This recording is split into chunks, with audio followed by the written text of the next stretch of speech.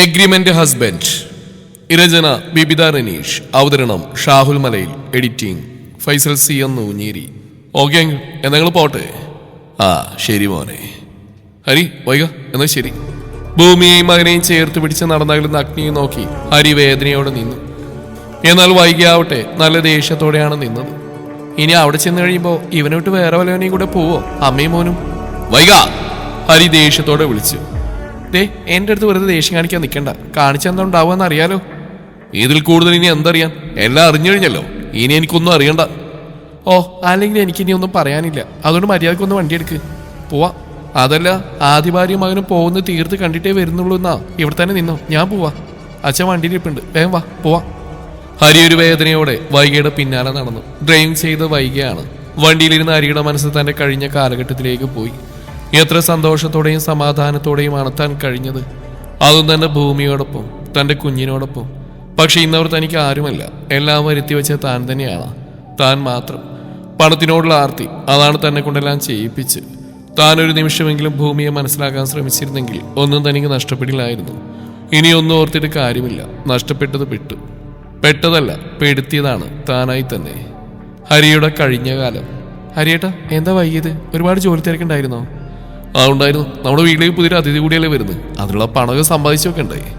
അത്യാവശ്യത്തിനുള്ളൊക്കെ ആയിട്ടുണ്ട്. എന്നാലും കുറച്ചുകൂടി ഉണ്ടാക്കണം. കുഞ്ഞു വന്നു കഴിഞ്ഞാൽ അത്ര വലിയ ചിലവല്ലേ. എല്ലാം ശരിയാവും. പിന്നെ ആ ഹൗസ് ഓണർ വന്നിരുന്നോ? വന്നു. 3 മാസമായില്ലേ. ഇനിയും കൊടുത്തില്ലെങ്കിൽ ഇറക്കി വിടുന്നാ പറഞ്ഞേക്കണ്. ഏയ് അങ്ങനെയൊന്നും ഉണ്ടാവില്ലടോ. താൻ പേടിക്കാതെ, എന്തെങ്കിലും ഒരു വഴി കാണാം. ആ പിന്നെ ഇന്നിവിടെ ഒരു കുട്ടി വന്നിരുന്നു. ഏതു കുട്ടി? ഞാൻ പറഞ്ഞില്ലേ വൈക, ഞാൻ ജോലിക്ക് പോകുന്ന വീട്ടിലെ പെൺകുട്ടി എന്നെ വന്ന് കണ്ടിരുന്നു. ആളിപ്പോ പുതിയൊരു പണിയും കൊണ്ട് ഇറങ്ങിയേക്കണേ. എന്തു പണി? വാടക ഒരു ഭർത്താവിന് വേണമെന്ന്. വാടക ഭർത്താവോ? എന്താ നീ പറയുന്നേ? സത്യം. അവിടെ അച്ഛൻ ഇവിടെയെങ്കിലും ഇല്ലല്ലോ, മലേഷ്യയിലല്ലേ. മകളെ വിവാഹം നടത്താൻ ആഗ്രഹിക്കുക. പക്ഷെ ഈ കുട്ടി സമ്മതിക്കുന്നില്ല. പകരം ഒരു കോൺട്രാക്ട് മാരേജ് വേണമെന്നാ പറയുന്നത്. Contract marriage? നീ എന്താണ് തെളിച്ചു പറ, എനിക്കൊന്നും മനസ്സിലാവുന്നില്ല. അതെ, ആ കുട്ടിയുടെ അച്ഛനൊരു അറ്റാക്ക് വന്നിരുന്നു. ഇപ്പൊ കുഴപ്പമൊന്നുമില്ല.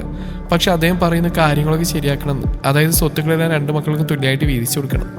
മൂത്ത മകൻ മലേഷ്യയിൽ തന്നെ വിവാഹം കഴിഞ്ഞ് സെറ്റിലായല്ലോ. പക്ഷെ ഇളയ മകൾ വൈക. ആ കുട്ടിയാണെങ്കിൽ ഇവിടുന്ന് പോകാൻ ആഗ്രഹിക്കുന്നില്ല. ഇവിടെ തന്നെ നിന്നോളാന്നാ പറയുന്നത്. മാത്രമല്ല അദ്ദേഹത്തിന്റെ ബിസിനസ്സൊക്കെ മലേഷ്യയിലാണ്. മോളെ അങ്ങോട്ട് കൊണ്ടുപോകാൻ കുറെ നോക്കിയിട്ട് നടന്നില്ല. മോളാണ് ഈ നാട്ടിൽ തന്നെ നിന്നോളാന്നുള്ള വലിയ വാശിയില്ല. അതുകൊണ്ട് വിവാഹം കഴിക്കാൻ അയാൾ നിർബന്ധിക്കുന്നത്. ഒരാളദ്ദേഹം കണ്ടുവച്ചിട്ടുണ്ടെന്ന് പറഞ്ഞു. പക്ഷെ മോളപ്പോഴേക്കും മറ്റൊരു കാര്യം പറഞ്ഞു. ഒരാളെ സ്നേഹിക്കുന്നുണ്ട്, അയാൾ മാത്രമേ വിവാഹം കഴിക്കുമെന്ന്. ആളാരാണ് ചോദിച്ചപ്പോൾ ഇവിടെയുള്ള ആൾ തന്നെയാണെന്ന് പറഞ്ഞു. അതുകൊണ്ട് അടുത്ത മാസം ആ കുട്ടിയുടെ അച്ഛൻ വരും. അതിനുള്ളിൽ ഒരാളെ സെറ്റാക്കി വെക്കണമെന്ന് ആ കുട്ടി പറയുന്നേ. സെറ്റാക്കി വെക്കാനോ? അതിന് ആ കുട്ടിയിലെ പറഞ്ഞ് ഒരാളെ സ്നേഹിക്കുന്നുണ്ടെന്ന്. പിന്നെ ഇതിനെ വേറെ ആളെ സെറ്റാക്കി വെക്കുന്നത്? അയ്യോ ഹരിയേട്ട, അതൊരു കള്ളം പറഞ്ഞതാ. അങ്ങനെ ഒരാളേ ഇല്ല. കല്യാണത്തിൽ നിന്ന് രക്ഷപ്പെടാൻ വേണ്ടി പറഞ്ഞ വെറും കള്ളം അതാ. പക്ഷെ ആ കള്ളം പണിയായി. അതുകൊണ്ട് ഒരു 6 മാസത്തേക്ക് ഒരു കോൺട്രാക്ട് ഭർത്താവിന് വേണമെന്ന് ആ കുട്ടി പറഞ്ഞ്. ഇവിടെ വന്നപ്പോൾ എന്നോട് ഈ കാര്യം പറഞ്ഞു. ഞാൻ പറഞ്ഞു അച്ഛനോടെല്ലാം തുറന്നു പറഞ്ഞ് അച്ഛൻ പറയുന്ന ആളെ വിവാഹം കഴിച്ച് ജീവിക്കാൻ. പക്ഷെ ആ കുട്ടി സമ്മതിക്കുന്നില്ല. പക്ഷേ സ്വത്ത് വേണം, വിവാഹം പറ്റില്ല. 6 മാസത്തെ കരാറ്. ഭർത്താവുമ്പോൾ കുറച്ച് പണം കൊടുത്താൽ പറഞ്ഞു വിടാന്നാ പറയുന്നത്. ഈ പെൺകുട്ടിയുടെ വിവാഹം കഴിഞ്ഞാൽ അദ്ദേഹം തിരിച്ചു പോകും. അതുവരെ ഒരു ഭർത്താവിന് വേണം. ഹരിയേണ്ട പരിചയത്തിൽ ആരെങ്കിലും ഉണ്ടോ? വിശ്വസിക്കാൻ പറ്റിയ ഒരാളായിരിക്കണം. എൻ്റെ പരിചയത്തിൽ അങ്ങനെ ആരുമില്ല. പക്ഷെ ഇനി അഥവാ ഉണ്ടെങ്കിൽ ഇതൊന്നും വേണ്ട. അവസാനത്തൊക്കെ അപകടമാവും. ആ പറഞ്ഞ് ശരിയാ, ഇതൊന്നും വേണ്ട അല്ലേ? അത് വിട്, നമ്മുടെ കാര്യം എന്തായി? നമ്മുടെ കാര്യം ശരിയായിക്കോളൂ, നീ പേടിക്കണ്ട. അങ്ങനെ ഒരാഴ്ചയ്ക്ക് ശേഷം വീണ്ടും വൈക ഹരിയുടെ വീട്ടിലെത്തി. ആ എന്താ വൈക? ഭൂമി, ഞാൻ പറഞ്ഞ കാര്യം എന്തായി? പറ്റിയ ആളെ കിട്ടിയോ? വൈക, നീ ചെയ്യുന്നത് ശരിയല്ല. കോൺട്രാക്ട് മാരേജ് അതൊന്നും ശരിയാവില്ല. മാത്രമല്ല അങ്ങനെയൊക്കെ ഒരു മാരേജ് നടത്തിയാണോ നിന്റെ സ്വത്ത് നേടുന്നത്? അച്ഛൻ പറയുന്ന ആൾ വിവാഹം കഴിച്ച് ജീവിച്ചാലും സ്വത്ത് കിട്ടുമല്ലോ, പിന്നെന്താ പ്രശ്നം? അതൊന്നും പറ്റില്ല. എനിക്ക് സ്വത്ത് മാത്രം മതി. അല്ലാതെ ഒരു ഭർത്താവ്, കുട്ടി ഇതൊന്നും ശരിയാവില്ല. എനിക്ക് എൻ്റെ അച്ഛൻ്റെ സ്വത്ത് കിട്ടണം, അത് മാത്രമേ ഉള്ളൂ. മാത്രമല്ല എനിക്കിപ്പോഴല്ലേ നല്ലപോലെ എൻജോയ് ചെയ്ത് ജീവിക്കണം. ഞാനൊരു വഴി പറഞ്ഞാൽ ഭൂമി സമ്മതിക്കാവോ? എന്ത് വഴി? അല്ല, ഭൂമിയുടെ ഡേറ്റ് എന്തായാലും അടുത്തിരിക്കല്ലേ. ഡെലിവറിക്കോ ആശുപത്രി ചിലവും മറ്റു ഒരുപാട് കാശൊക്കെ വേണ്ടി വരില്ലേ? മാത്രമല്ല നിങ്ങൾ 3 മാസം വാടകയും കൊടുത്തില്ലല്ലോ. എല്ലാത്തിനുള്ള പണം ഞാൻ തരാം. പകരം ഹരി എൻ്റെ ഭർത്താവായിട്ട് അഭിനയിക്കാനൊന്ന് വിടുമോ? വൈക പറഞ്ഞ കാര്യങ്ങൾ കേട്ട് ഭൂമി ഞെട്ടലോടെ നിന്നു. വൈക, നീ എന്താ പറഞ്ഞ്? എൻ്റെ ഭർത്താവിന് നിനക്ക് വിട്ടുതരാനോ? അതൊന്നും നടക്കില്ല. ഭൂമി, ഞാനൊന്ന് പറയട്ടെ. ഒന്നും പറയണ്ട, വേഗം സ്ഥലം വിട്. എനിക്കിനി വൈകിട്ട് വീട്ടിലെ ജോലിയും വേണ്ട. പ്രസവം കഴിഞ്ഞാലും ഞങ്ങൾ എങ്ങനെയെങ്കിലും ജീവിച്ചോളാം. അപ്പോഴാണ് ഹരി അങ്ങോട്ട് വന്ന്. എന്താ വൈക? ഹരി, എനിക്കൊരു കാര്യം പറയാനുണ്ട്. വൈക കാര്യങ്ങൾ മുഴുവൻ ഹരിയോട് പറഞ്ഞു. ഏയ് പറ്റില്ല, ഇതൊന്നും ശരിയല്ല. മാത്രമല്ല ഇതൊക്കെ ആരെങ്കിലും അറിഞ്ഞാൽ എന്തൊക്കെ ഉണ്ടാവുമെന്നറിയോ? അതുകൊണ്ട് ഇത്തരം കാര്യങ്ങൾ സംസാരിച്ച് ഇങ്ങോട്ടേക്ക് വരരുത്. ഞങ്ങൾക്ക് കാശിന് ബുദ്ധിമുട്ടുണ്ട്, ശരിയാ. സ്വന്തമായിട്ട് വീട് പോലും ഇല്ല. എന്ന് കരുതി ഇങ്ങനത്തെ കാര്യങ്ങളൊക്കെ ചെയ്ത് അതിലൂടെ കിട്ടുന്ന പണം അത് ഞങ്ങൾക്ക് വേണ്ട. പ്ലീസ് ഹരി, ഒരു 6 മാസത്തെ കാര്യമില്ലേ, അത് കഴിഞ്ഞ് അച്ഛൻ പോവും. ആഗ്രഹിച്ച പോലെ സ്വത്തും പണവും എനിക്ക് കിട്ടും. അത് കഴിഞ്ഞാൽ നിങ്ങൾക്ക് നല്ലൊരു പങ്ക് തരാം. അതുകൊണ്ട് നിങ്ങൾ സ്വന്തമായിട്ട് വീട് വെച്ച് താമസിച്ചോളൂ. വൈക കാര്യങ്ങൾ അവരെ ധരിപ്പിച്ച് അവിടെ നിന്ന് തിരിച്ചുപോയി. ഹരി ആലോചനയിലായിരുന്നു. ഹരിയേട്ടാ, എന്താ ഒരു ആലോചന? കുറെ നേരമല്ലേ, എഴുന്നേൽക്ക്, ഭക്ഷണം കഴിക്കാം. ഭൂമി, ഞാനൊരു കാര്യം പറഞ്ഞാൽ സമ്മതിക്കുമോ? എന്താ ഹരിയേട്ടാ? വൈകിയുടെ ആ കോൺട്രാക്ട് മാരേജ് നമുക്കത് അങ്ങോട്ട് സ്വീകരിച്ചാലോ? ഞാൻ വൈകിയുടെ ഭർത്താവായിട്ട് ഒരു 6 മാസത്തേക്കൊന്ന് അഭിനയിച്ചാലോ? ഹരിയേട്ടാ, നിങ്ങൾ എന്തൊക്കെയാ പറയുന്നത്? അതൊന്നും നടക്കില്ല, ഞാൻ സമ്മതിക്കില്ല. വെറുതെ ആവശ്യമില്ലാത്ത അത്ര കാര്യങ്ങളൊന്നും സംസാരിച്ചതിൻ്റെ അടുത്തേക്ക് വരരുത്. ഭൂമി, ഞാൻ പറയുന്നത് കേൾക്ക്. നമുക്ക് എന്തായാലും വീട് വേണം. മാത്രമല്ല വാടക കൊടുത്തിട്ടില്ല. ആശുപത്രി ചെലവ്, പ്രസവ ചെലവ് എല്ലാം കൂടി എനിക്ക് താങ്ങാൻ പറ്റിയൊന്നുമില്ല. നമ്മളൊന്ന് കണ്ണടച്ചാൽ നമുക്ക് കയ്യിൽ കാശ് വരും. ആരൊന്നും അറിയില്ല. ഒരുപക്ഷെ ദൈവം കാണിച്ചു തന്നൊരു വഴിയാണെങ്കിലോ? പിന്നെ ദൈവത്തിന് കോൺട്രാക്ട് മാരേജ് നടത്തില്ലല്ലേ പണി. വെറുതെ ആവശ്യമില്ലാതെ ഓരോന്ന് ആലോചിച്ച് ഹരിയേട്ട് എൻ്റെ അടുത്ത് വരരുത്. പിന്നെ ഇതിൻ്റെ പേരിൽ വൈകിയെ കാണാനും പോരുത്. അങ്ങനെ പോയ എൻ്റെ തനി നിറം നിങ്ങളും കാണും. അത്രയും പറഞ്ഞുകൊണ്ട് ഭൂമിയോടും തിരിച്ചു കിടന്നു. എന്നാൽ ഹരി ആലോചനയിലായിരുന്നു. എത്രയൊക്കെ നോക്കിയാലും ആശിച്ച് നടക്കുന്നില്ല. ഇങ്ങനെ ഒരു കുറുക്ക് വഴിയിലൂടെ കാര്യം നേടിയാൽ തനിക്ക് രക്ഷപ്പെടാൻ പറ്റും. ഹരി ഫോൺ എടുത്ത് വൈകിയെ വിളിച്ചു. ഹലോ വൈക, എനിക്കൊന്ന് കാണണം. ഓക്കെ. പിറ്റേന്ന് ഹരിയും വൈകിയോ റെസ്റ്റോറൻറ്റിൽ മീറ്റ് ചെയ്തു. ഹരി നന്നായിട്ട് ആലോചിച്ചിട്ട് തന്നെയാണോ? ഭൂമി അറിഞ്ഞാൽ എന്താ പറയാ? സമ്മതിക്കില്ല. കാരണം അവൾക്ക് ഞാൻ മാത്രമേ ഉള്ളൂ. ഞാൻ അങ്ങോട്ട് നഷ്ടപ്പെടുമോ എന്നുള്ള പേടിയുണ്ടാ അങ്ങനെയൊക്കെ പറയുന്നത്. ശരിയാണ്, അവൾക്കിനി സ്വന്തം എന്ന് പറയാൻ ആരും തന്നെ ഇല്ല. ആകുണ്ടായിരുന്ന അമ്മയാ. അവരുടെ മരണശേഷം ഭൂമിക്ക് പിന്നെ സ്വന്തം ബന്ധമൊന്നുമില്ല. അതുകൊണ്ട് എനിക്ക് അവളെ ഒരിക്കലും ഉപേക്ഷിക്കാൻ കഴിയില്ല. അറിയാലോ, ഇപ്പൊ ഞങ്ങൾക്കൊരു കുഞ്ഞുവാവ് കൂടി ജനിക്കാൻ പോവാ. അതിന് ഭൂമിയെ കുഞ്ഞിനെ ഉപേക്ഷിക്കാനെന്ന് ഞാൻ പറഞ്ഞിട്ടില്ലല്ലോ. എനിക്ക് വേണ്ടത് എനിക്ക് അവകാശപ്പെട്ട എൻ്റെ സ്വത്താ. അതിനുവേണ്ടി 6 മാസത്തേക്ക് ഒരു കോൺട്രാക്ട് മാരേജ്. അത് കഴിഞ്ഞാൽ ഹരിക്ക് പോവാം. പിന്നെ എനിക്ക് എൻ്റെ വഴി, നിങ്ങൾക്ക് നിങ്ങളുടെ വഴി. അത്രയേ ഉള്ളൂ. ശരി, ഞാൻ ഓക്കെയാ. ഭൂമിയെ ഞാൻ എങ്ങനെയെങ്കിലും സമ്മതിപ്പിക്കാം. ഹരി തിരികെ വീട്ടിൽ വന്ന സമയം അവിടെ ഭൂമി ഉണ്ടായിരുന്നില്ല. വീട് മുഴുവൻ നോക്കിയിട്ട് അവളെ കാണാതായപ്പോൾ ഹരിക്ക് ആദിയായി. ഈ വിളിത്ത് എവിടെ പോയി? അപ്പോഴാണ് അടുത്ത വീട്ടിലൊരു സ്ത്രീ അവിടെ വീടുമ്പിലെത്തി വിളിച്ചത്. മോനെ, ഭൂമിക്ക് വേദന വന്ന് ഹോസ്പിറ്റലിലേക്ക് കൊണ്ടുപോയിട്ടുണ്ട്. മോൻ പെട്ടെന്ന് അങ്ങോട്ട് ചെല്ലാൻ നോക്ക്. അത് കേട്ടത് ഹരി വേഗം ഹോസ്പിറ്റലിലേക്ക് ഓടി. അവിടെ എത്തിയപ്പോഴേക്കും ഭൂമിയുടെ പ്രസവം കഴിഞ്ഞിരുന്നു. ഭൂമി തളർന്ന മുഖമായി അവൾ കണ്ണു തുറന്നു ഒരു പുഞ്ചിരിയോട് ഹരിയെ നോക്കി. ശേഷം തൊട്ടരികിൽ കിടക്കുന്ന കുഞ്ഞിനെയും നോക്ക്. ഹരിയേട്ടാ, ഹരിയേട്ടൻ ആഗ്രഹിച്ച പോലെ മോനാ നമുക്ക് ജനിച്ച്. സന്തോഷായില്ലേ? ഒരു നിമിഷം ഹരിയെല്ലാം മറന്ന ആ കുഞ്ഞിന്റെ ഭാഗത്തേക്ക് നോക്കി നിന്നു. കണ്ണുകൾ അടച്ച് കൈ ചുരുട്ടി പിടിച്ച് സുഖമായി ഉറങ്ങുന്ന തന്റെ കുഞ്ഞിനെ. കുറച്ചു സമയം കഴിഞ്ഞപ്പോൾ വൈകി അങ്ങോട്ടേക്ക് വന്നു. ഹരി ആ സമയം സാധനങ്ങൾ വാങ്ങാൻ പുറത്തേക്ക് ഇറങ്ങാൻ തുടങ്ങിയായിരുന്നു. പെട്ടെന്ന് അവിടെ വൈകിയെ കണ്ടതും ഹരിയൊന്ന് നിന്നു. ഞാനിപ്പോഴാ കാര്യം അറിഞ്ഞ്. പ്രസവം കഴിഞ്ഞല്ലേ? ആൺകുട്ടിയോ പെൺകുട്ടിയോ? ആൺകുട്ടിയാ. ഞാനൊന്ന് കാണട്ടെ. അല്ല, ഹരി ഇങ്ങോട്ടാ. കുറച്ച് സാധനങ്ങളൊക്കെ മേടിക്കണം, അതിനുവേണ്ടി പുറത്തേക്ക് ഇറങ്ങിയതാ. എന്നാൽ ഞാനും വരാം. ഒരു മിനിറ്റ്, ഞാൻ കുഞ്ഞിനെ ഒന്ന് പോയി കാണട്ടെ. വൈകാകത്ത് കയറി കുഞ്ഞിനെ കണ്ടു. ഭൂമി ആ സമയം നല്ല മയക്കത്തിനുമായിരുന്നു. തിരികെ വന്ന് അരിയുമായി കടയിലേക്ക് പോയി ആവശ്യമുള്ള സാധനങ്ങളൊക്കെ മേടിച്ചു. വേണ്ട ഹരി, കാശൊക്കെ ഞാൻ കൊടുക്കാം. അതൊന്നും വേണ്ട, ഞാൻ കൊടുത്തോളാം. സാറില്ല, അത്ര വലിയ കാശൊന്നും ആയില്ലല്ലോ, ഞാൻ കൊടുത്തോളാം. വൈക ബില്ലെല്ലാം പേ ചെയ്ത് അരിയുമായി പുറത്തേക്ക് ഇറങ്ങി. അല്ല, ഇനി ബാക്കിയുള്ള കാര്യങ്ങളൊക്കെ എങ്ങനെയാ? പ്രസവം കഴിഞ്ഞ ശേഷമുള്ള കാര്യങ്ങളൊക്കെ കുറേ ഉണ്ടല്ലോ. അതിനാരെങ്കിലും നോക്കുന്നുണ്ടോ? എല്ലാം പെട്ടെന്നായിരുന്നല്ലോ, അതുകൊണ്ട് ആരെയും അന്വേഷിക്കാൻ പറ്റിയില്ല. എനിക്കും അമ്മയില്ലല്ലോ. എൻ്റെ അച്ഛനും അമ്മയും മരിച്ചില്ലേ. ഹരി വിഷമിക്കണ്ട, പറ്റിയ ഒരാളെ ഞാൻ റെഡിയാക്കി തരാം. എന്നിട്ട് വീട്ടിലേക്ക് വിടാം. ഭൂമിയുടെയും കുഞ്ഞിൻ്റെയും കാര്യങ്ങൾ അവർ നോക്കും. ഹരി വേണ്ട കാര്യങ്ങളൊക്കെ അടുപ്പിച്ച് കൊടുത്താൽ മതി. ഓക്കെ ആണോ? അതൊക്കെ വൈകൊക്കെ ബുദ്ധിമുട്ടാവില്ലേ? എനിക്കെന്ത് ബുദ്ധിമുട്ട്? ഒരു സഹായം ഇങ്ങോട്ട് ചെയ്യുമ്പോൾ മറ്റൊരു സഹായം അങ്ങോട്ട് ചെയ്യുന്നു. അങ്ങനെ കണ്ടാൽ മതി. പിന്നെ നേരത്തെ പറഞ്ഞ കാര്യത്തിൽ മാറ്റമൊന്നുമില്ലല്ലോ, ഉണ്ടോ? ഇല്ല, ഞാൻ റെഡിയാണ്. പക്ഷേ ഭൂമിയോട് ഇക്കാര്യം പറഞ്ഞിട്ടില്ല ഇതുവരെ. അവളോടൊന്നും പറയണല്ലോ, അവളെന്തായാലും സമ്മതിക്കില്ല. ഭൂമിയോട് ഞാൻ പറയാം ഹരി, എൻ്റെ കൂടെ നിന്നാൽ മാത്രം മതി. ഓക്കെ അല്ലേ? അങ്ങനെ അവർ ഹോസ്പിറ്റലിൽ എത്തി. ഭൂമി ആ സമയം മയക്കം വീട്ട് ഉണർന്നിരുന്നു. വൈകിയെ കണ്ടതും ഭൂമിയുടെ മുഖം ദേഷ്യത്തിൽ ചുളിഞ്ഞു. എന്നാൽ ഭൂമി അത് പുറത്ത് കാണിച്ചില്ല. ഒരു പുഞ്ചിരിയോടെ വൈകിയെ നോക്കി. കൺഗ്രാറ്റ്സ് ഭൂമി, ആൺകുട്ടിയാണല്ലേ? സാധനങ്ങളൊക്കെ വാങ്ങിയിട്ടുണ്ട്. പിന്നെ ഹോസ്പിറ്റലിലെ ബില്ല് അത് ഞാൻ ചെയ്തോളാം. അതൊന്നും വേണ്ട, ആ കാര്യമായിട്ട് നോക്കിക്കോളും. സാരമില്ല, അതൊക്കെ ഞാൻ ചെയ്തോളാം. പിന്നെ പ്രസവരക്ഷയ്ക്ക് വേണ്ടിയുള്ള കാര്യങ്ങളെല്ലാം ചെയ്യണ്ടേ? അതിന് പറ്റിയ ഒരാളെ ഞാൻ വീട്ടിലേക്ക് വിടാം. അപ്പോഴാണ് ഹരിയും അകത്തേക്ക് കയറി വന്നത്. ഒരു നിമിഷം ഹരിയും വൈകിയും പരസ്പരം നോക്കി. കണ്ണുകൊണ്ട് എന്തോ ആംഗ്യം കാണിച്ചു. ശേഷം ഭൂമിയുടെ നേർക്ക് തിരിഞ്ഞു. അപ്പോഴാണ് രണ്ടുപേരും ശ്രദ്ധിച്ചത്. ഇത്രയും നേരം ഭൂമി തങ്ങളെ നിരീക്ഷിക്കുകയായിരുന്നു എന്ന്. ആ സമയം രണ്ടുപേരൊന്ന് വല്ലാതെയായി. എന്താ ഹരിയേട്ടാ, രണ്ടുപേർക്ക് എന്നോട് എന്തെങ്കിലും പറയാൻ ആഗ്രഹിക്കുന്നുണ്ടോ? ഭൂമി, അത് ഹരി, ഞാൻ പറയാം. ഭൂമി, ഞാൻ പറഞ്ഞ കാര്യം ഹരി സമ്മതിച്ചു. 6 മാസത്തേക്ക് എൻ്റെ ഭർത്താവായിട്ട് അഭിനയിക്കാൻ സമ്മതമാണെന്ന് പറഞ്ഞു. അതിന് പകരമായിട്ട് ഞാൻ ഹരിയുടെ അക്കൗണ്ടിലേക്ക് 10 ലക്ഷം രൂപ ഇട്ടിട്ടുണ്ട്. വൈക പറഞ്ഞ കാര്യം കേട്ടതും ഒരു നിമിഷം ഭൂമി ഹരിയും ഞെട്ടി നിന്നു. ഭൂമി ദേഷ്യത്തോടെ ഹരിയെ നോക്കി. ഹരിയേട്ടാ എന്താ ഇത്? ഞാൻ ഈ കേട്ടതൊക്കെ സത്യമാണോ? ഞാൻ അറിയാതെ നിങ്ങൾ ഈ കാര്യത്തിന് സമ്മതിച്ചോ? ഞാൻ പറഞ്ഞാൽ എനിക്ക് ഇഷ്ടമല്ലെന്ന് വൈകിയോട് ഞാൻ നേരത്തെ പറഞ്ഞല്ലേ, ഇനി ഇതിന്റെ പേരും പറഞ്ഞുകൊണ്ട് ഇങ്ങോട്ട് വരരുതെന്ന്.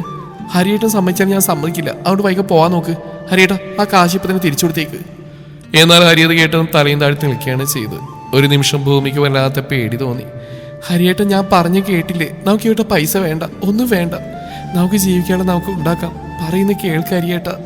ഭൂമി ഞാൻ കാശ് വാങ്ങി, ഇനിയിപ്പോൾ ഏറ്റെടുത്ത ജോലി പൂർത്തിയാക്കാതെ പറ്റില്ല. ഒരു 6 മാസത്തേക്കല്ലേ, നീ പേടിക്കണ്ട, ഞാൻ വേഗം തിരിച്ചു വരും. ഞാൻ നിന്നെയും മകനെ ഒരിക്കലും ഉപേക്ഷിക്കില്ല, സത്യം. ഓ ഹരിയേട്ടാ, അപ്പം നിങ്ങൾ രണ്ടുപേരും എല്ലാം തീരുമാനിച്ച് ഉറപ്പിച്ചിട്ടാണോ ഇങ്ങോട്ട് വന്ന്? നിങ്ങൾക്കിത് എങ്ങനെ തോന്നി ഹരിയേട്ടാ? ഞാൻ ഈ അവസ്ഥയിലേക്ക് കിടക്കുമ്പോൾ എൻ്റെ കൂടെ ഉണ്ടാവേണ്ട ഹരിയേട്ടനല്ലേ? എന്തായാലും ഒരു 3 മാസത്തേക്ക് എനിക്ക് നിന്റെ അടുത്തേക്ക് പോലും വരാൻ പറ്റില്ല. കാരണം നിന്റെ ചികിത്സകളും കാര്യങ്ങളൊക്കെ നടക്കണ്ടേ. അപ്പോൾ പിന്നെ ഞാനിങ്ങനെ നിന്റെ അടുത്ത് നിൽക്കുന്നു. ഡിസ്ചാർജ് വാങ്ങി നമുക്ക് വീട്ടിൽ പോവാം.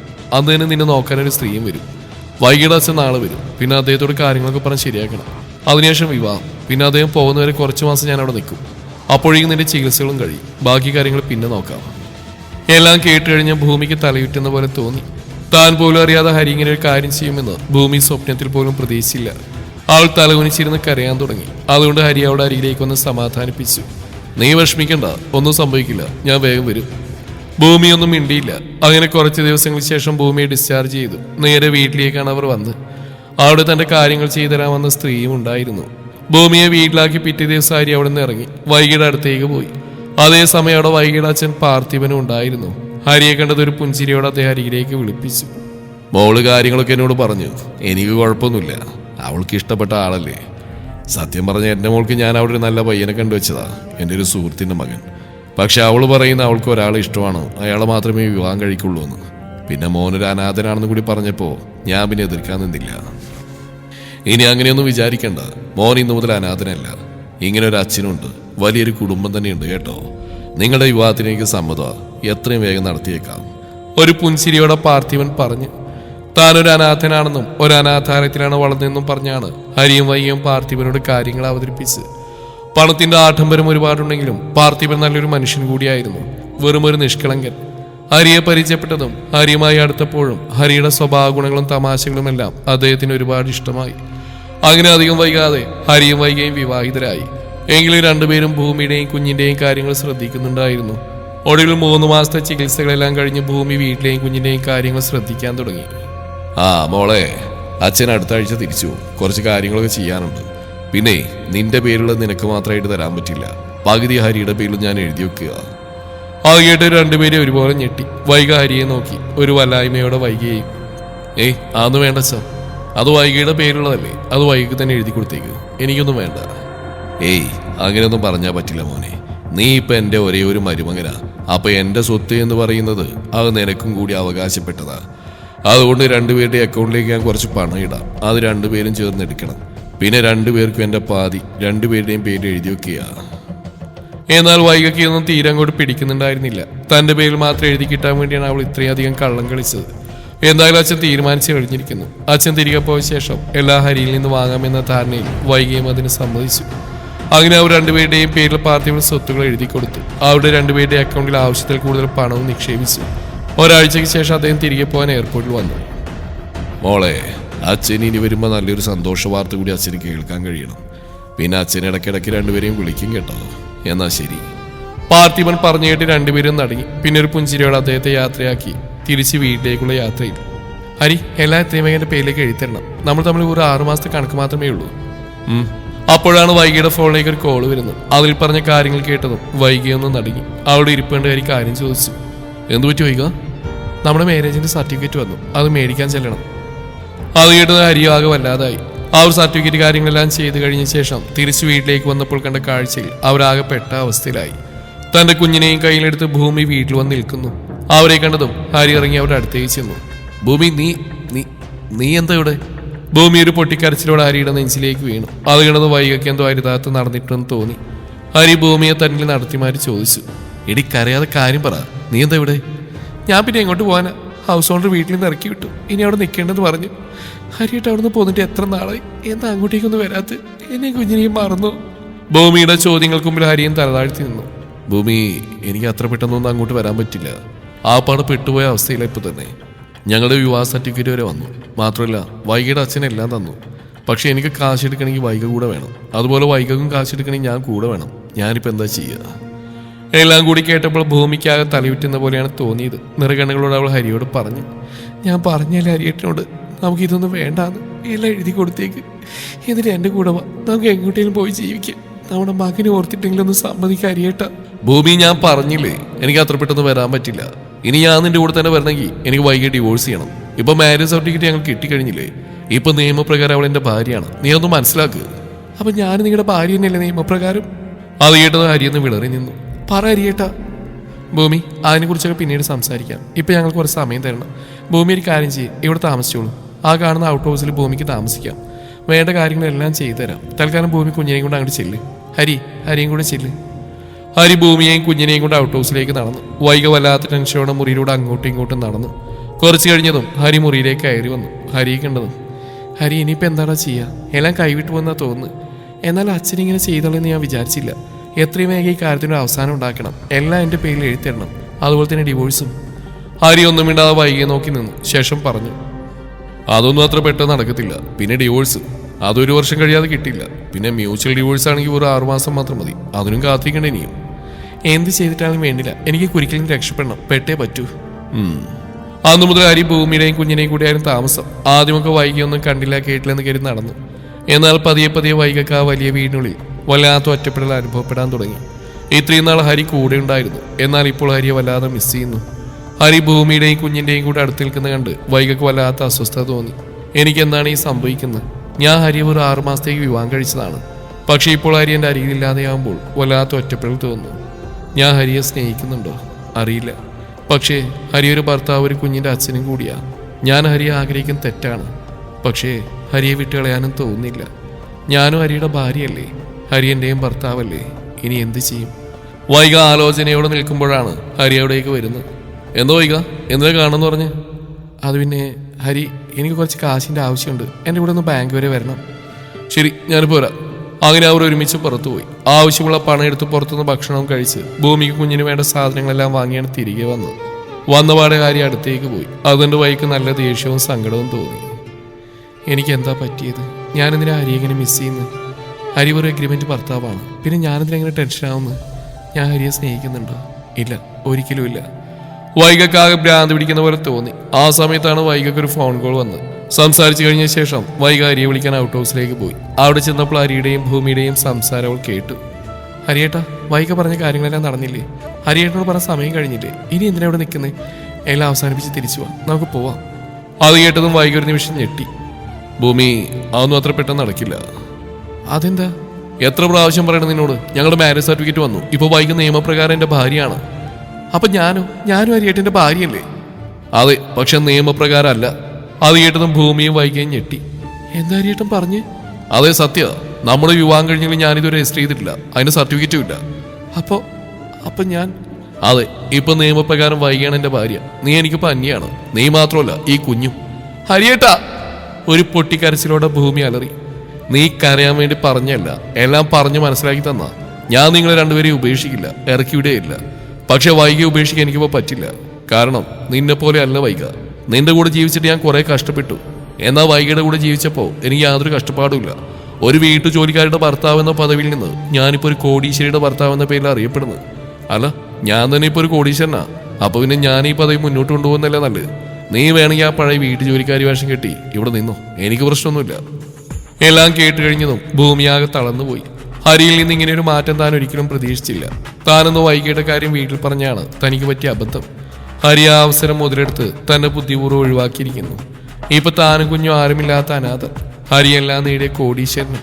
എല്ലാം കൊണ്ടും ഭൂമി ഒരു തളർച്ചയോടെ തറയിലിരുന്ന് കരഞ്ഞു. ഇതേ സമയം പുറത്തെല്ലാം കേട്ടുകൊണ്ടിരുന്ന വൈകി അതീവ സന്തോഷത്തിലായിരുന്നു. തന്നിൽ നിന്ന് ഹരി ഇനി ഒരിക്കലും അകന്നു പോകില്ലെന്ന സന്തോഷം ആ നിമിഷം വൈകി അകത്തേക്ക് വന്നു. ഹരി! പെട്ടെന്ന് വൈകി കണ്ടത് രണ്ടുപേരും വല്ലാതെയായി. നോക്കേണ്ട, നിങ്ങളുടെ സംസാരം മുഴുവൻ ഞാൻ കേട്ടു. നോക്ക് ഭൂമി, ഇത്രയായ നിലക്ക് ഞാൻ കാര്യം പറയാം. എനിക്കും ഹരിയെ ഇഷ്ടമാണ്. മാത്രമല്ല, എൻ്റെ ഭർത്താവിന് മറ്റൊരു പെണ്ണിനെ വിട്ടുതരാൻ ഞാൻ ആഗ്രഹിക്കുന്നില്ല. പിന്നെ സമ്മതമാണെങ്കിൽ നിനക്ക് കുഞ്ഞിനെ ഇവിടെ നിൽക്കാം, അല്ലെങ്കിൽ പോവാം. വൈക പറഞ്ഞല്ല ഒരു മരവിപ്പോടെ ഭൂമി കേട്ടു നിന്നു. വൈക, നിനക്ക് എങ്ങനെ തോന്നുന്നു ഇങ്ങനെയൊക്കെ ചിന്തിക്കാൻ? ഞാനൊരു ഭാര്യ മാത്രമല്ല, ഒരു കുഞ്ഞിൻ്റെ അമ്മയും കൂടിയാ. എൻ്റെ കുഞ്ഞിൻ്റെ അച്ഛനെയായി നീ ചോദിക്കുന്നത്? വൈകി ഒരു പുച്ഛത്തോടെ ഭൂമിയെ നോക്കി. ഹരി പറഞ്ഞു, നീ ശരിക്കും കേട്ടില്ലേ ഭൂമി? ഞാനാണ് ഹരിയുടെ ഭാര്യ, നീ ഹരിയുടെ ആരുമല്ല. പിന്നെയാണ് നീ പ്രസവിച്ച കുഞ്ഞ്. അതിന് മര്യാദക്ക് വളർത്തണമെങ്കിൽ ഞങ്ങൾ പറയുന്ന കേട്ട് അടങ്ങി ഒതുങ്ങി ഇവിടെ ജീവിച്ചോ. അതല്ലെന്നാണെങ്കിൽ നാളെ രാവിലെ ഇവിടുന്ന് ഇറങ്ങിക്കോണം. ഭൂമിയുടെ മനസ്സിൽ 1000 ഉള്ളത്തറയുന്ന പോലെയാണ് തോന്നിയത്. പണം, അതിന്റെ പവർ ഒരു മനുഷ്യന്റെ മനസ്സിനെ വരെ മാറ്റിയിരിക്കുന്നു. ഇനി എന്ത് ചെയ്യും? ഇവിടുന്ന് പോയി കഴിഞ്ഞാൽ പോവാൻ വേറെ ഇടമില്ല. എല്ലാം നഷ്ടമായിരിക്കുന്നു, തനിക്കും തന്റെ കുഞ്ഞിനും. ആലോചനയോടെ നിൽക്കുന്ന ഭൂമിയുടെ മുഖത്ത് വൈക വിരഞ്ഞൊടിച്ചു. എന്താ ഭൂമി, നീ എന്തു പറയുന്നു? ഇവിടെ നിൽക്കുന്നോ അതോ പോകുന്നോ? ഞാനിവിടെ നിന്നോളാം. ആ പഴയ വേലക്കാരിയായി നിങ്ങളുടെ ജീവിതത്തിലേക്ക് ഞാനും കുഞ്ഞിനി കടന്നു വരില്ല. ഞങ്ങളിവിടെ കഴിഞ്ഞോളാം. ഭൂമി പറഞ്ഞു കേട്ട് ഹരിയുടെയും വൈകയുടെയും മുഖത്ത് പുഞ്ചിരി വിരിഞ്ഞു. എന്നാൽ ശരി, ഞങ്ങൾക്ക് സമ്മതം. ഹരി വരൂ, നമുക്ക് പോവാം. ഇനി ഹരി ഇവിടേക്ക് വരരുത്. ഹരിയുടെ കയ്യും പിടിച്ച് വൈക അവിടെ നിന്ന് നടന്നു. അവർ പോകുന്നൊരു വേദനയോടെ ഭൂമി നോക്കി നിന്നു. ഒരു നിമിഷം പോലും ഹരി ഭൂമിയെയും കുഞ്ഞിനെയും തിരിഞ്ഞു നോക്കിയില്ല. ഇന്നു മുതൽ താനും തൻ്റെ കുഞ്ഞും അനാഥരാണ്. തൻ്റെ കുഞ്ഞിൻ്റെ അച്ഛൻ ഈ നിമിഷം മരിച്ചു. ഇനി എനിക്ക് എൻ്റെ കുഞ്ഞും കുഞ്ഞിനും ഞാനും, അതുമാത്രം മതി. ഭൂമി മനസ്സിനെ പറഞ്ഞ് പഠിപ്പിച്ചു. അതുമുതൽ ഹരിയും വൈകിയും പുതിയൊരു ജീവിതം തുടങ്ങി. ഭൂമി അവരുടെ ജോലിക്കാരിയായി കുഞ്ഞിനോടൊപ്പം ജീവിതം മുന്നോട്ട് കൊണ്ടുപോയി. അങ്ങനെ കുറേ നാളുകൾക്ക് ശേഷം ഒരു ദിവസം സർപ്രൈസ് പോലെ പാർത്ഥിവൻ തിരിച്ചു വന്നു. എന്താച്ചാ ഒന്നും പറയാതെ വന്ന്? ഇതുവരെ സർപ്രൈസായി പോയല്ലോ. എൻ്റെ മോളെ കാണാൻ തോന്നി, കൂടെ നിങ്ങൾ രണ്ടുപേരെയും ഒന്ന് ഞെട്ടിക്കണം തോന്നി. അതുകൊണ്ടാ ഒന്നും പറയാതെ വന്ന്. ഇനി കുറേ നാൾ അച്ഛൻ മോളുടെ കൂടെ ഉണ്ടാവും. അപ്പം അച്ഛൻ്റെ ബിസിനസ് കാര്യങ്ങളൊക്കെയോ? അതൊക്കെ തൽക്കാലം ഞാൻ അവിടെ ഒരാളെ ഏർപ്പാട് ചെയ്തിട്ടുണ്ട്. മിടുക്കനായ ഒരു ഓഫീസർ. അവൻ നോക്കിക്കോളല്ല. എന്തെങ്കിലും അത്യാവശ്യം ഉണ്ടെങ്കിൽ മാത്രം എനിക്ക് അങ്ങോട്ട് പോയാൽ മതി. അത് നന്നായി. അച്ഛൻ കുറേ നാൾ ഇവിടെ ഉണ്ടാവുമല്ലോ. സന്തോഷം. എന്നാൽ ശരി, ഞാൻ പോയിന്ന് ഫ്രഷ് ആവട്ടെ. ഉച്ചക്ക് ഊണിൻ്റെ സമയമാകുമ്പോൾ വിളിച്ചാൽ മതി. അത്രയും പറഞ്ഞ് പാർത്ഥിവൻ മുകളിലെ മുറിയിലേക്ക് കയറിപ്പോയി. ഉച്ചയൂണിന് സമയമായപ്പോൾ അദ്ദേഹം താഴേക്ക് വന്നു. അവിടെ ചെന്നപ്പോൾ ഭക്ഷണം എടുത്തു വയ്ക്കുന്ന ഭൂമിയാണ് കണ്ടത്. ഒരു സംശയത്തോടെ പാർത്ഥിവൻ ചോദിച്ചു, കുട്ടിയാണ് അവിടുത്തെ ജോലിക്കാരി? അത് കേട്ട് ഭൂമി തിരിഞ്ഞു നോക്കി അതേ നേരത്തിൽ തലയാട്ടി. എന്താ മോളുടെ പേര്? ഭൂമി. ആ, ഞാൻ കണ്ടിട്ടില്ല, അതുകൊണ്ട് ചോദിച്ചാ. ഞാനിവിടെ ഉണ്ടായിരുന്നപ്പോൾ ഒരു വയസ്സായ സ്ത്രീയായിരുന്നു ജോലിക്ക് നിന്നിരുന്നത്. അറിയാം, മാഡം പറഞ്ഞിട്ടുണ്ട്. അപ്പോഴാണ് അടുക്കളയിൽ നിന്ന് കുഞ്ഞിന്റെ കരച്ചിൽ കേട്ടത്. പാർത്ഥിവൻ തിരിഞ്ഞു നോക്കിയപ്പോൾ കണ്ടു മുട്ടിലിഴഞ്ഞ് പതിയെ പതിയെ ഭൂമിയുടെ അരിയിലേക്ക് നടന്നു വരുന്ന കുഞ്ഞിനെ. ആ കുഞ്ഞിനെ കണ്ടതും പാർത്ഥിവന്റെ മനസ്സിലൊരു കുഞ്ഞു വാത്സല്യം തോന്നി. ഭൂമി ഓടിച്ചെന്ന് കുഞ്ഞിനെ കൈകളിൽ കോരിയെടുത്തു. മോളുടെ കുട്ടിയാണല്ലേ? അതെ. എന്താ പേര്? എത്ര വയസ്സായി? പേര് വെച്ചിട്ടില്ല, ഞാൻ ഉണ്ണിയെന്നാ വിളിക്കുന്നത്. പിന്നെ കുഞ്ഞിന് 1.5 വയസ്സ് കഴിഞ്ഞു. ഇതുവരെ പേര് വെച്ചില്ലേ? അതെന്താ, ചടങ്ങുകളൊന്നും നടത്തിയിട്ടില്ലേ കുഞ്ഞിന്റെ? ഭൂമി ഒരു വല്ലായ്മയോടെ അദ്ദേഹത്തെ നോക്കി. അവളുടെ മുഖം കാണെ പാർത്ഥിവന്റെ മുഖം സംശയത്തിൽ ചുരുങ്ങി. കുറച്ച് സമയം കഴിഞ്ഞപ്പോൾ പുറത്തുപോയ വൈകയാരിയും തിരിച്ചു വന്നു. അച്ഛാ, ഊണ് കഴിച്ചോ? ആ, നിങ്ങൾ വന്നോ? ഞാൻ ഊണ് കഴിച്ചു. നിങ്ങൾ രണ്ടുപേരും പുറത്തു പോയേക്കായിരുന്നു അല്ലേ? ഭൂമി പറഞ്ഞു. എങ്ങോട്ടാ പോയത്?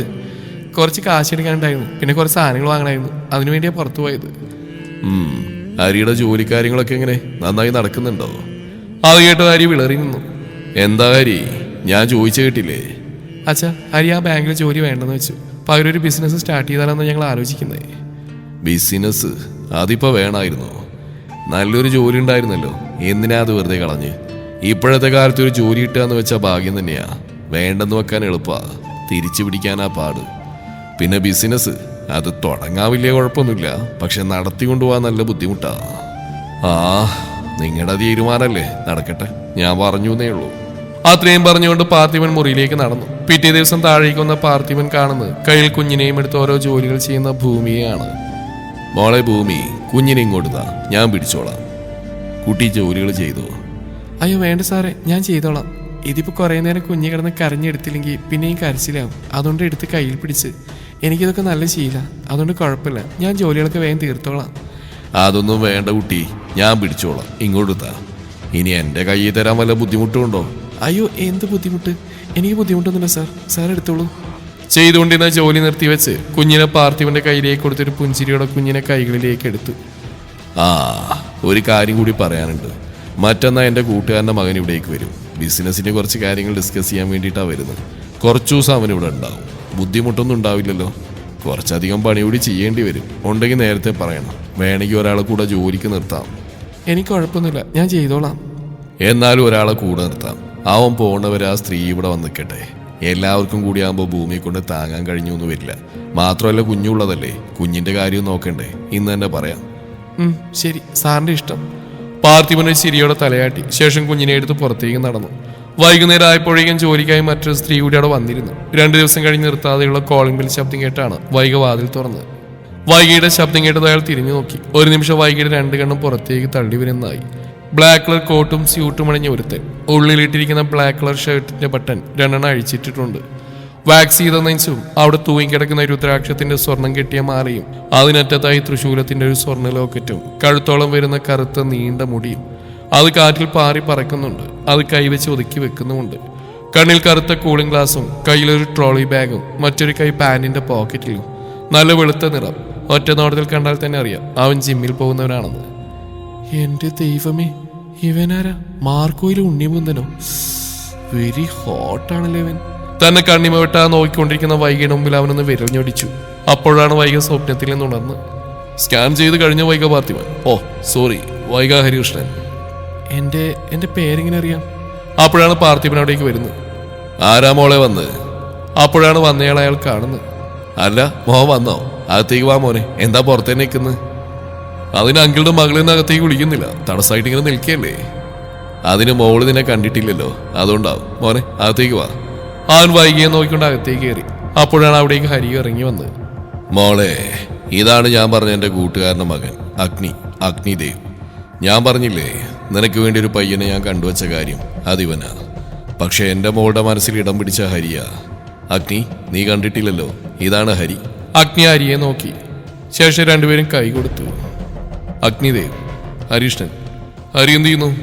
അത് കേട്ട് ഹരിയുടെ മുഖം ഒന്ന് വിളറി. അതുകൊണ്ട് പാർത്ഥിവൻ പറഞ്ഞു, ഒരു ബിസിനസ് തുടങ്ങാനുള്ള പ്ലാനിങ്ങിലാ. ആണോ? അപ്പൊ പ്ലാനിങ് നടക്കട്ടെ. മോനിരിക്കും. മോളെ വൈകിയെ അഗ്നിക്ക് കുടിക്കാൻ എന്തെങ്കിലും എടുത്തിട്ട് വാ. ശരിയാച്ചാ. വൈഗ അടുക്കളയിൽ വന്ന് ഭൂമിയോട് പറഞ്ഞു. ഭൂമി, നല്ലൊരു ഫ്രഷ് ജ്യൂസ് ഉണ്ടാക്കണം, കുറച്ച് ഐസും കൂടി ഇട്ടോ. ശരി. അത്രയും പറഞ്ഞുകൊണ്ട് വൈഗ അടുക്കളയിൽ നിന്ന് പോയി നേരെ ഹാളിലേക്ക് വന്നു. എവിടെ മോളെ, കൊണ്ടുവന്നില്ലേ? അച്ഛാ, ഭൂമിയോട് പറഞ്ഞിട്ടുണ്ട്, ഇപ്പൊ ഉണ്ടാക്കിക്കൊണ്ടുവരും. അത്രയും പറഞ്ഞ് വൈഗ അവിടെ തന്നെ നിന്നു. ഇടയ്ക്കിടെ അവിടെ കണ്ണുകൾ അഗ്നിയിലേക്ക് മാറി വീഴുന്നുണ്ട്. അഗ്നി അത് കാണുന്നുണ്ടെങ്കിലും അത് ശ്രദ്ധിക്കാതെ ഇരുന്നു. അവന്റെ മുഖം എപ്പോഴും ഗൗരവത്തിലാണ് അവൻ വെക്കാറ്. മാഡം, ജ്യൂസ് റെഡി ആയിട്ടുണ്ട്. ശബ്ദം കേട്ടെടുത്തേക്ക് അഗ്നിയെ നോക്കി. അടുക്കളയുടെ വാതിനടുത്തൊരു കയ്യിൽ കുഞ്ഞിനെയും മറുകയിൽ ഒരു ഗ്ലാസ് ജ്യൂസുമായി നിൽക്കുന്ന ഭൂമിയെ കണ്ടു. അഗ്നിയുടെ കണ്ണുകൾ ഭൂമിയെയും അവരുടെ കയ്യിലിരിക്കുന്ന കുഞ്ഞിലുമായിരുന്നു ശ്രദ്ധ. വൈകി ചെന്ന് ഭൂമിയുടെ കയ്യിൽ നിന്ന് ജ്യൂസ് വാങ്ങി അഗ്നിയുടെ അരികിലേക്ക് നടന്നു. അഗ്നി, ഇതാ ജ്യൂസ്, അവിടെ വെച്ചേക്ക്. ഗൗരവത്തോടെയുള്ള അവന്റെ മറുപടി കേട്ട് ഒരു നിമിഷം വൈക മുഖം ചുളിച്ചു. ശേഷം ജ്യൂസ് താഴെ വെച്ചു. എന്നാൽ അഗ്നിയുടെ കണ്ണുകൾ അപ്പോഴും ആ കുഞ്ഞിലായിരുന്നു. അഗ്നി അവരുടെ അടുത്തേക്ക് വിളിച്ചു. ഒരു നിമിഷം ഭൂമിയിൽ നിന്ന് ഞെട്ടി നിന്നെങ്കിലും പതിയെ അവരുടെ അടുത്തേക്ക് നടന്നു. ഇതാരെങ്കിൽ? ഇവിടുത്തെ വേലക്കാരിയാ. പെട്ടെന്ന് തന്നെ വൈക മറുപടി പറഞ്ഞു. അഗ്നി ഒരു നിമിഷം വൈകിയെ നോക്കി. ഒരു പുൻചിരിയോടെ തന്റെ മുഖത്തേക്ക് നോക്കി നിൽക്കുകയാണ് അവൾ. എന്നാൽ അഗ്നിയുടെ മുഖം കാണെ വൈകയുടെ ചിരി പതിയെ മാഞ്ഞു. ശേഷം അഗ്നി ഭൂമിയുടെ നേരെ നോക്കി. തുടരും ഈ കഥയുടെ അവസാന ഭാഗം നാളെ ഇതേ സമയം.